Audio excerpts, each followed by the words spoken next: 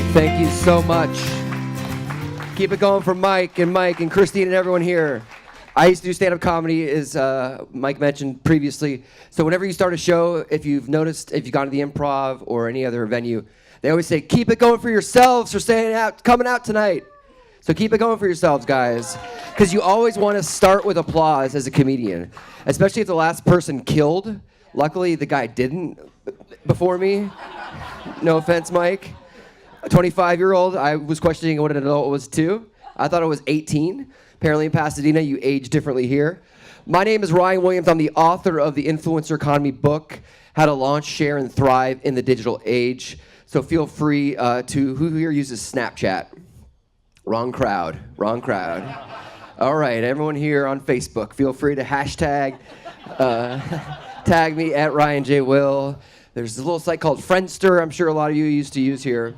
For the last few years, I've been studying influence and what makes people influential online. How do you create influence? How do you give influence to others? And I've noticed that on the continuum, isolation is zero influence and collaboration is true influence. And the more that you actually collaborate with others in the digital age, the more your influence is likely to grow. And that is a bartering and exchanging of ideas that I've studied for the last few years. Real quick, I used to work at Disney. I was working at another company called machinima.com. There are a few people in the room that I worked with there. And I published this book, did a book tour stop here last year. And now I'm focusing today on how to tell your authentic story. And Grumpy Cat right here is a famous internet meme. One of the very first original Reddit posts came out with this very image of Grumpy Cat. Now, Grumpy Cat is authentic, right? Grumpy Cat actually gets paid $20,000 for appearance fees, has a manager, and tours the world so people can get selfies with this cat. Because it's real, because we identify with the grumpiness here. Based on the reactions of some of the people in the crowd tonight, I would argue that Grumpy Cat has inspired some faces today. And I want to talk to you about authenticity, and I'll get into the definition of that word later. But if there's three things I would like you to get out of today, is that I want to help you tell 3 badass stories. And can I say badass, Mike? You can drop more S-bombs, F-bombs. There are F-bombs. I'll follow suit, yeah. Okay, you're nice. Okay, cool. I'm good at the clearance. Because ultimately, when you're a badass, right, it's all about how to tell your story in a powerful way. And through 100+ interviews on my podcast, The Influencer Economy, I've talked to authors like Seth Godin, to Techstars founder Brad Feld, to a lot of great YouTube creators like Francesca Ramsey and Freddie Wong, people that you've never heard of, but have millions and millions of influential followers online. And I deconstructed their careers, and through that, and understanding their influence, I realized the power of story and how everyone needs a badass story. Who here can tell a badass story? Wow, a lot of really good storytellers here. What I found mostly, unlike most of you, is that the majority of us undervalue our stories. We let others tell our stories, whether that's a promotion at work, whether that's let me turn my Wi-Fi off.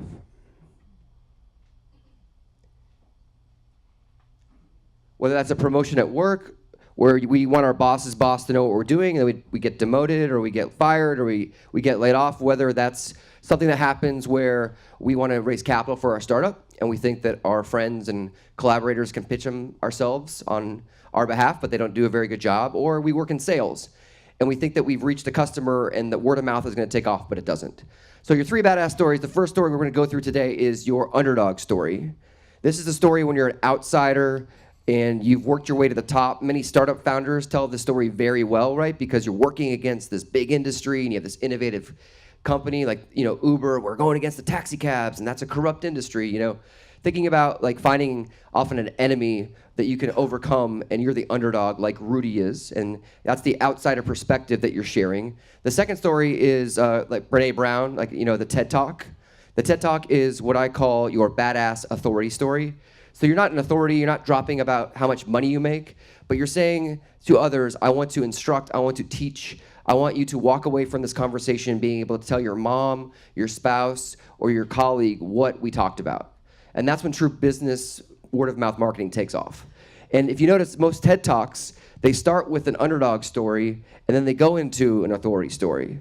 So most TED Talks like, oh, I'm an introvert, and now let me tell you the power of introversion. You know, that's the classic TED Talk move, right? Where I'm 5'2". Let me tell you about the power of being 5'2". You know, like people often have these perspectives where they feel like they were, you know, treated a certain way, and then they have the story of overcoming that, and they've done research to show you why they did that. The final story, this is Winston Wolfe. He's the fixer from Pulp Fiction. Olivia Pope, she's also a fixer from Scandal. But the idea, this is what I call the fixer story, is not dropping how much money you make. As you know, going to events like these, you meet a lot of random people. A lot of this is like Tinder for networking. You know, you're swiping left and right. And I know this is a much better looking crowd than most. So let's say it's Match.com. But ultimately, you know, when you go to networking events, like I talked to this guy, no joke, a couple months ago, and he says to me, you know, Ryan, what are you up to? And I told him about my stuff, my work, the influencer economy. And I said, what are you up to? And he says, oh, I make 6 figures. And I was like, oh, really? Tell me more. And he says, well, what I really do is I help people that make 6 figures make 7 figures. And I was like, oh my God, you're one of the worst people in humanity. I want to leave this dinner that I paid $100 to go to. So the fixer story is not dropping about how much money you make. It's talking about how you solve problems. I help people do X. It's very interesting. What kind of jobs do we have here in the crowd? Just throw them out there. I know it's a talkative group. What about you? Product development. Product development, consulting. Designer. Engineer. Entrepreneur. That's very original. That's a terrible story, buddy. Not a badass. Anyone over here? Sales and operations. All right. So let's take this as an example. So you do sales and operations. If you could say how you solve problems for people, what would it be? Well, just so we do. You help people do what? So we harvest stem cells. We help people harvest stem cells. Much more important than the work I'm doing. I'm not going to talk to you anymore. What about you? What do you help people do? Feel healthy. You help people feel healthy, right? That's a much more powerful way of saying than I do X, right? So many of us, like I used to live in Washington, D.C. when I did a lot of my stand-up comedy. And LA is the same way. LA is really a better version of D.C. D.C. is the Hollywood for ugly people. And it's very, very well-known fact. I did not make up that line. But so everyone asks what you do, right? And in the context of what you do, saying how you do it is more interesting, or how you help others, or what problems you're solving. That's the fixer story. Everyone good, by the way? Just want to take a temperature check. I do like the group here always. It's a very wide-reaching room back there. Everyone good in the back? Okay. I always want to take care of the people in the cheap seats. So this is me. I will not tell you which person is me. You can probably guess. In my family. And I want to pose a question to the crowd. Is my family authentic? Because I will paint the picture here. This is a classic American holiday pastime, the holiday card. Growing up in Des Moines, Iowa, I'll tell you, for starters, we did not wear matching red sweaters ever, except for one day a year. We never wore pleated khaki pants, but one day a year. And sure enough, I was never wearing a turtleneck. And my younger brother, by the way, looks like he got hit with a hockey stick, because we were growing up in the Midwest. So is this Christmas photo authentic? In the back, is it authentic? You think it's authentic? Yes. Yeah? Is it naughty? No, Mike says no. Why not? It's contrived. You guys don't usually do this except once a year. So it's contrived, it's arranged, and we're sending it to my parents' friends so that we look like we're always like this, which is true, of course. Well, anyone here think it's not authentic? What do you think? Oh, so we're fakers? That was, you at least were like, you know, I don't think it's authentic. You're like, it's definitely not authentic. You always get one hater. Good to identify them early, though. So I've asked hundreds of people on my podcast, you know, what the definition of the word authentic is. And what I've found is it's when your actions match your words. And that was the most universal definition. I've given webinars and talks all over, and I've always polled people. And so what are your definitions of authentic? Do you disagree or agree with mine? And do you have another definition? You over there? I think it's a great definition. Great definition. You get a free book. Over there. Anyone? What's your definition of authentic? Real. Living your purpose. Living your purpose. Real? I think truthful, and then by that definition, a person could be a teacher who doesn't do what they teach. But if they really believe what they're teaching, I think that would be authentic. Authentic, okay. Mike, what do you think? Honest. Back there? Just being yourself. Okay, that's actually one of the better definitions. And I like your hat, so I'm biased. What? That is authentic right there. If you can ever say you have any sort of attitude with a hat, and it's called a hatitude, amazing. So I call this being authentically rehearsed. And when any one of us tells a story, we need to be authentically rehearsed. We saw Mike up here. He was having fun with the crowd. Christine as well with the microphone. They're obviously comfortable speaking here. They're being themselves, but more often than not, I imagine they're saying some similar things they've said before here. How many of you all work in sales? And you all do? That sounded exhausting. We all do, buddy. All of us are long in the tooth. That's why we're here. So when we are authentically rehearsed, as salespeople, you got to get your pitch down. And you never freestyle, you never roam, you never want to make things up on the fly. The worst salespeople are the ones that just start freestyling and they lose their points. And when you think about your story and as you move forward in this PowerPoint, always remember, think like a journalist and speak in 3. Everything comes in 3. Scientifically, we remember things in 3. So even if, it's funny, if you watch the news, you'll see really good talking heads, and they'll talk on CNN or wherever, and they'll say things that are in 3, and they could even be terrible things, but you're like, wow, that's really smart. But if they said really smarter things in 4, you wouldn't think that, because scientifically, we are engineered to remember things in 3. So I had a wonderful time this morning. I hated half the crowd, and I loved the rest.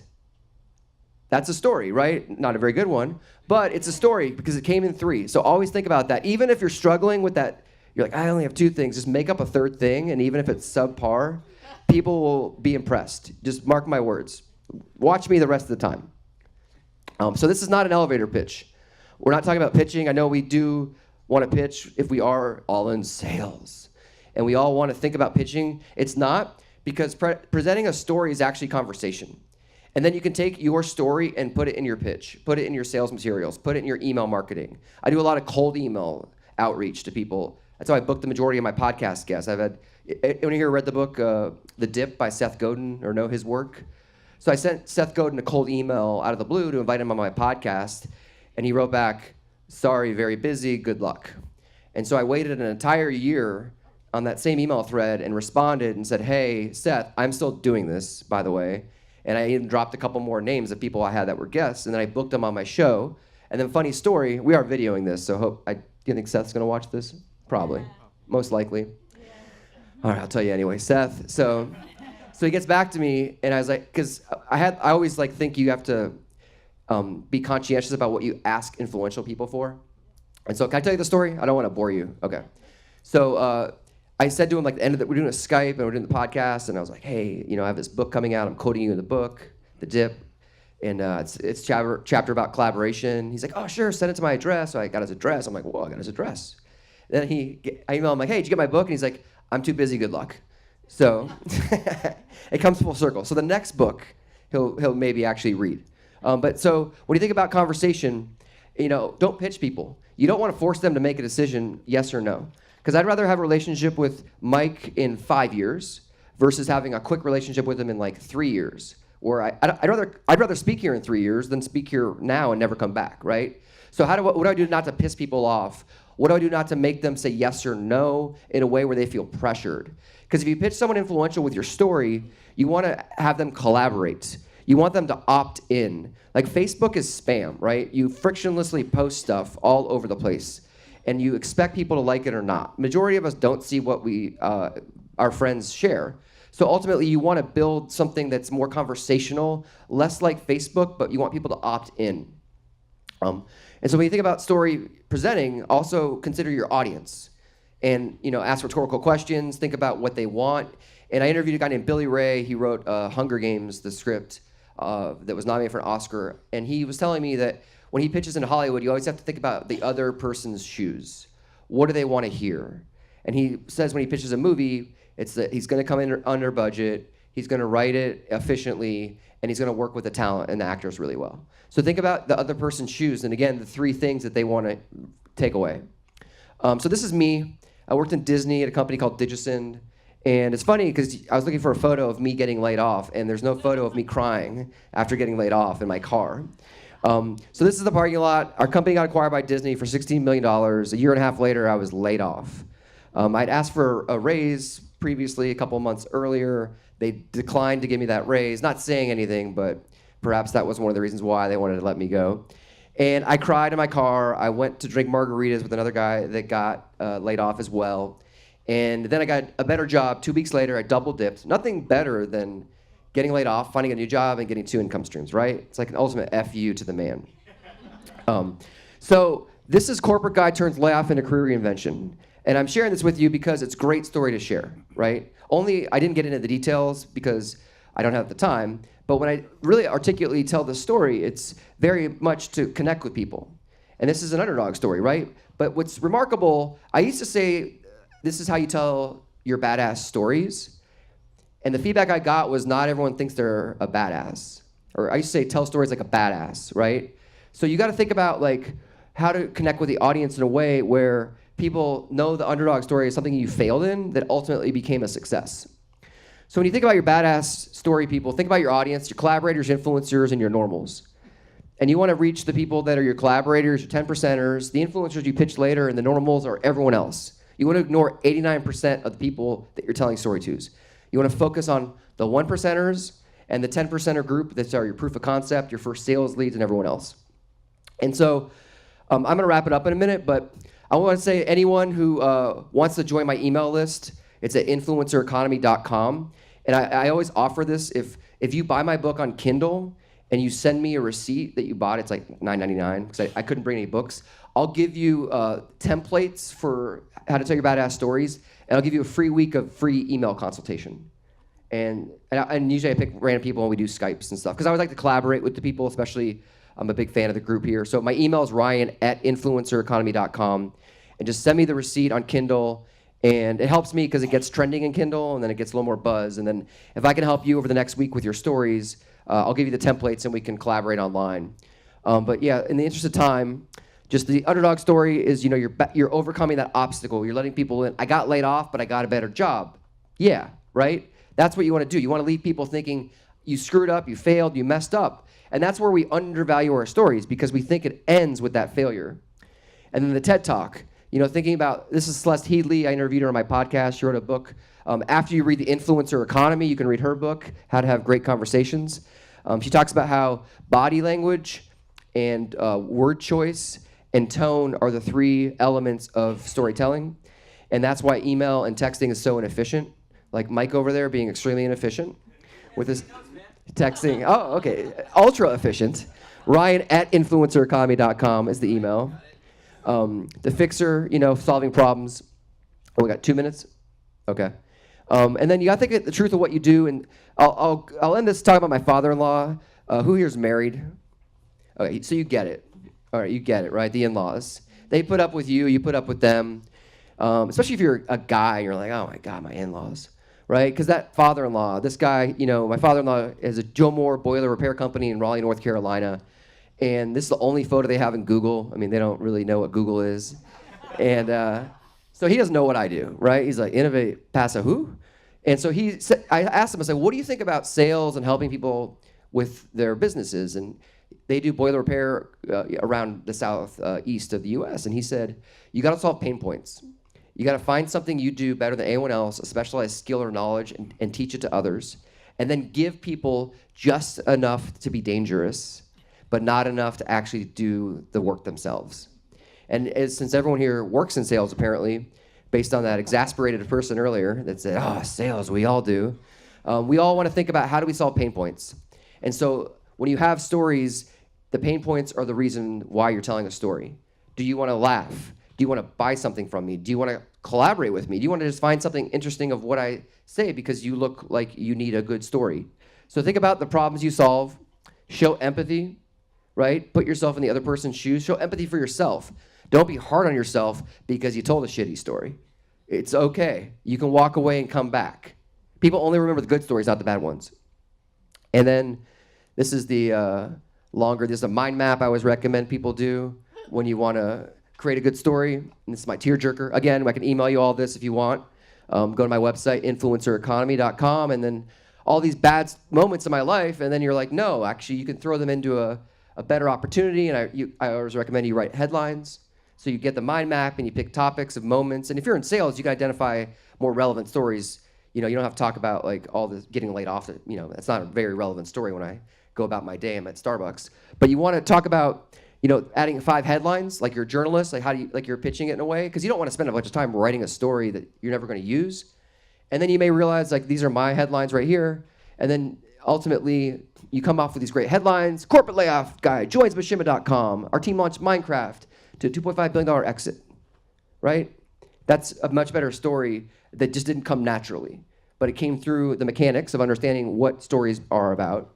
And then so I recommend, then you free write. There's studies that show if you write 20 minutes on a topic, if you're mad about something, and just write for 20 minutes and you don't even look at it again, you'll feel better about that.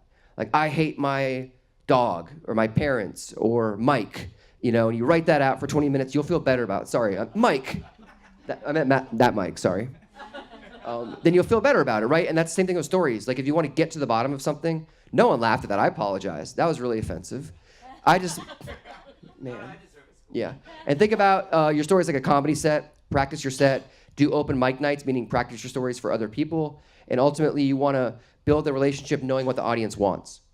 And remember, you can always be the career layoff guy that gets a new job that's better. And ultimately, take those losses and make them wins. And those are the great stories that people love to share with others. Because true word of mouth marketing is when I can leave here today and I met you for 2 minutes afterwards, and I can tell everyone I know what you're up to and make that right introduction for you to grow your business, which is what this is all about. Influencereconomy.com. Check it out. And any questions?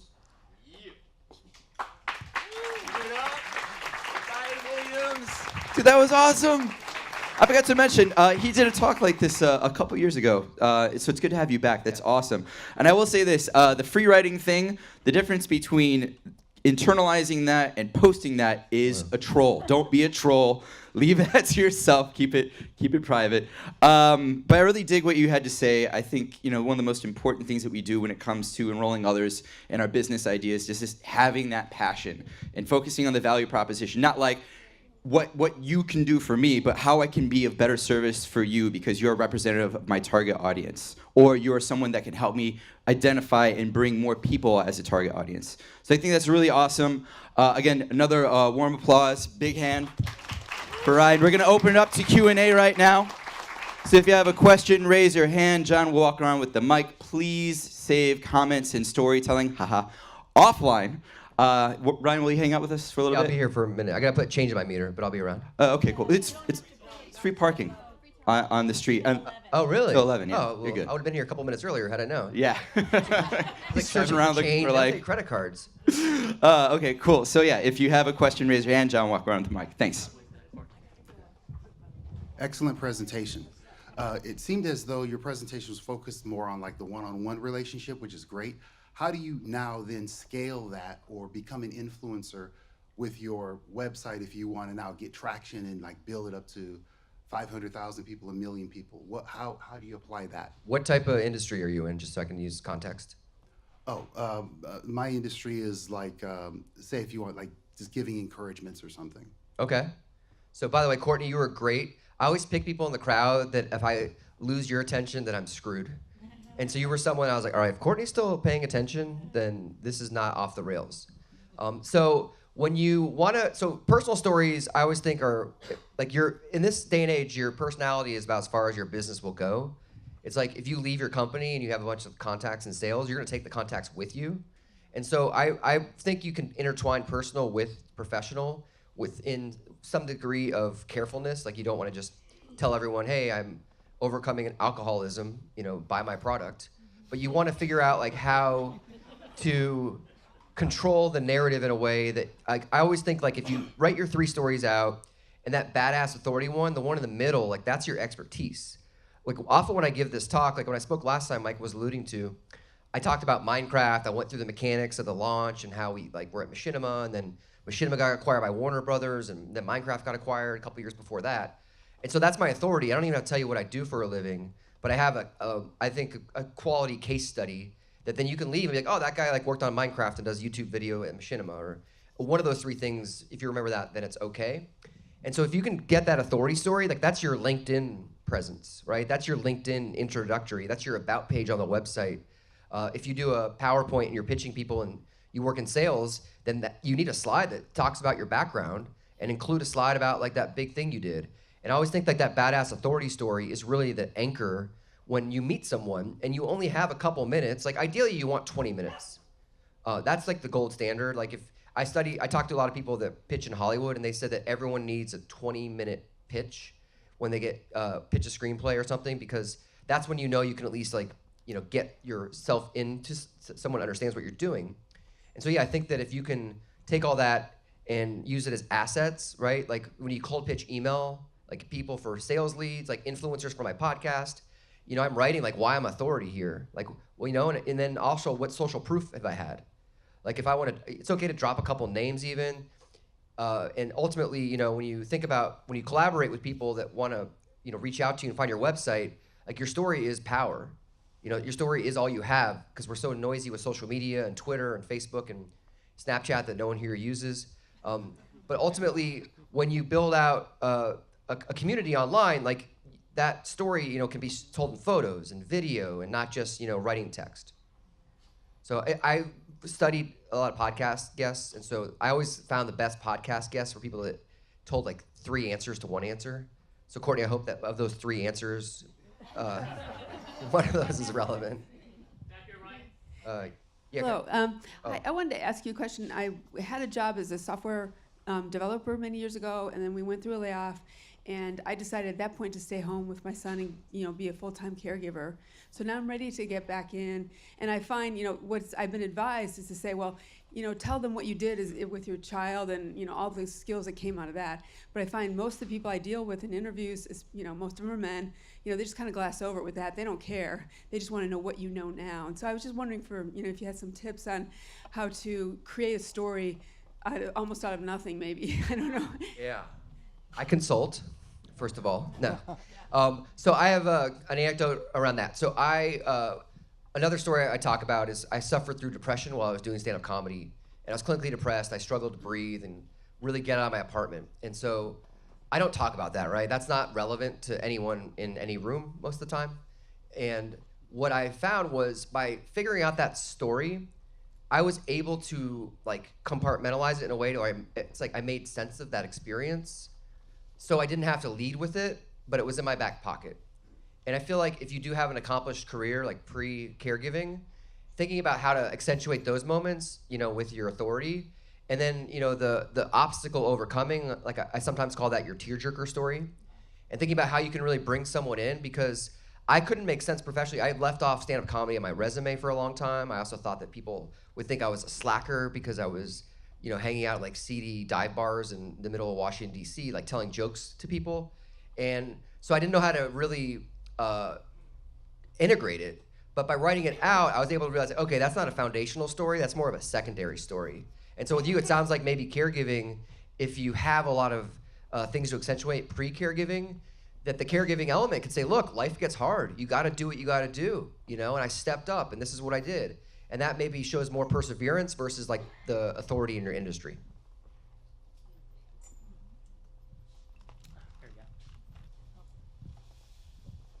So with the 3 types of stories, do you recommend that you tell all 3, or you pick one that seems the best, or it's dependent on who your audience is?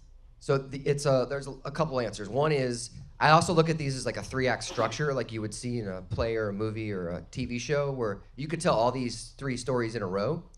I also think that you need to pick and choose the right environments for the right stories, and you should have them in your back pockets. And you should think about your story audience before you get out there, and you should be able to kind of put your sensors out there, your tentacles, to think like, what is this person really interested in? Like, what story would make the value in this connection? And also, like, how can you help the other person?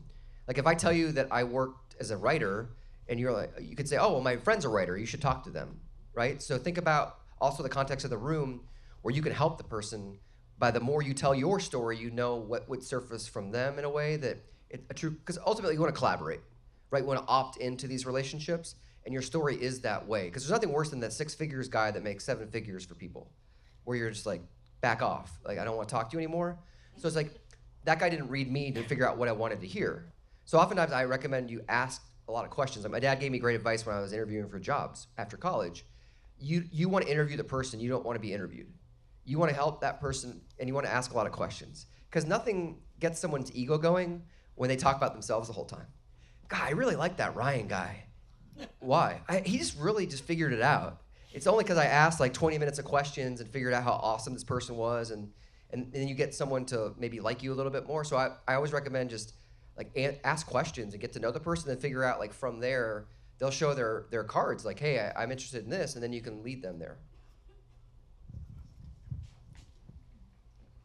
That's such a beautiful segue to my question. Oh, nice. How do you tips and ideas or strategies for distinguishing your own strategy or your own story and trying not to craft a story based on what you think people want to hear? Okay, let's go back to my family photo and just realize how scripted this is and how my mom worked so hard to script this photo that was so manufactured, yet I'm laughing. The photographer had just stepped backwards and stepped in dog poop. And so I'm laughing. My brother is a teenager. He's like, dude, I'm laughing, but I gotta step it up and look cool in this photo. I have no self-awareness. I'm incredibly awkward. I'm just like, I'll laugh at anything. I don't care. I don't even know how to like hit on anyone. And my brother, like he had just been like, he fell down, he's crying, and he didn't lose his teeth at that moment, but he looks like a minor league hockey player. So think about just being authentically rehearsed, I sometimes say inauthentically authentic. Where I hate to tell you, as I've given this talk a couple times. Yet I read the room. I ask what people want. There's a strategic reason why I ask you what you think of my family early on. I know my strengths are interacting with the community and the audience and the people around. I know Mike well enough, I think, that I can give him a hard time. But I also know that maybe I don't know him well enough, so maybe that's a little tension I can create. I had a hater over here, right? I usually have one hater every time I give a talk. I used to watch stand-up comedy a lot when I was preparing my material, and I found that the people that do the best who here goes and sees live comedy, you love it when someone heckles the comedian and they just come back, right? And so I found that every comedian had this like cat joke about how they hated cats, and cats were just the worst, moody, judgmental, like stowaways in your house. And so this one comedian would like ask people about, oh, you married? Oh, you're a dog guy. Oh, of course you're a dog guy. And then 5 minutes later, oh, you're a cat guy. Oh, you are a cat guy. Oh, let me tell you and they tell you a 5-minute story about cats. And you would look at that and you'd think, oh my God, that guy is so on his toes, knowing what he can tell a story about. And then it's like, oh wait, he's told that 5 nights in a row. But the person who told don't you have people you work with that are really good at sales? And you're like, oh God, he's telling this story again. She's telling that joke again, and the client's like, ha ha ha, just like, that's so funny. And you're like, she just told that joke again, and then it's like, cha-ching, she just closed like 50K, right? Because that joke works every time. It's like, when you go and see the Rolling Stones, I want to hear Satisfaction. If I see Jay-Z, I want to hear Hard Knock Life. If I see the Beach Boys, I want to see Kokomo, right? Older crowd in here, older crowd, know the audience. See, I know the audience. So you want to play the greatest hits, and that's why the best stories get passed along within our families even. Next question. When you wrote your book, I guess a couple of questions. How long ago did you write your book, and did you have a particular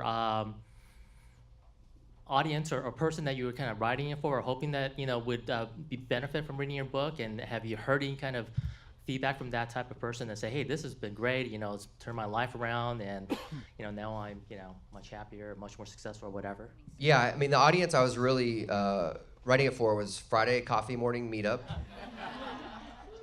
Available on Amazon. Thank you. Send me the receipt, I'll give you a free consultation for a week. I wrote it so I was at Machinima and I saw this new influence and this bartering and exchanging of ideas online where you could grow influence through collaborating, and these YouTubers had these moments of what they call collabs, And so the YouTube collab is when, what are you interested in? What's your business? Marketing consulting. Mark, what do you help people do? There's a lot of noise, and I'm kind of the noise canceling headphones. Noise canceling marketing. What do you do? Organizational training. What do you help people do? Be the best versions of themselves and to integrate into their space. Zen Space, chaos marketing. Let's say Zen Space has 1 million subscribers, Skip. Let's say Mary Kay has 1,000 subscribers, right? A collab is when you all both appear on each other's channel. So you make a video on his channel, you make a video for her channel. So your subscribers are low, but it's very niche. So you maybe want to help her just get more subscribers, or you want to reach a very niche audience. You go on his YouTube show and it's like, boom, amplification, you have social proof, you're getting new subscribers. That's a collab. And so I was fascinated by how you could get a small YouTuber or a small Instagrammer to collab with a bigger, more popular one with more followers just by integrating cross promotions and make big things happen quickly. And so when I wrote the book initially, it was to understand influencers and teach that to others. Then the word influencer got stolen by a bunch of no talent, zero Instagrammers. They get paid to share products online. And they get paid like $25,000 to tweet and Facebook and make YouTube videos. And they stole the word from me. And I was like, screw you guys. Like I had this word, I bought the domain years ago, and now it's a tainted word in some ways if you're in the marketing world, because people think you can buy likes and followers and impressions. So the book pivoted and the audience changed, and it became more for business leaders, anyone growing a platform, so like authors, podcasters, or bloggers, and then people that were just starting from scratch. And so the audience changed over time, and my talk has evolved a lot too. Initially, it was just understanding influence, teaching people about it, but then when influencer got stolen, I was like, all right, I gotta make this different because it's not as meaningful. Because I bet on the word influencer that it would become more of a nomenclature where like a good investors that you can get to put money in your startups, an influencer, or the person that can open up 5 sales channels for you as an influencer. And that still is out there in some markets and understanding, but a lot of people still think it's just this like social media rock star. Last question. Okay. Okay. Hi. I just want to have an opinion. How do you think what's more important, being authentic or being honest? Being attentive or being honest? Being authentic or being honest? Oh, don't be honest. No, not everyone needs honesty. I mean, if I tell you honestly what you need. Okay, so I had this guy Noah Kagan on my podcast, and he started a company called AppSumo. They make tools for entrepreneurs like email pop-ups. He's based in Austin, Texas, and he was saying he stopped giving people advice. And this guy gets asked advice all the time. He's very, very well known in the entrepreneurship community. I was like, why do you do that? He's like, because people ask for advice, they want validation, right? If I want advice from you, I want you to agree that my idea is fucking awesome. Like, do you like my book? Yeah, of course you do, right? Don't tell me you don't like the book. That's gonna make me not wanna be around you. No offense, so don't do it. Like, I'm not joking. He wasn't.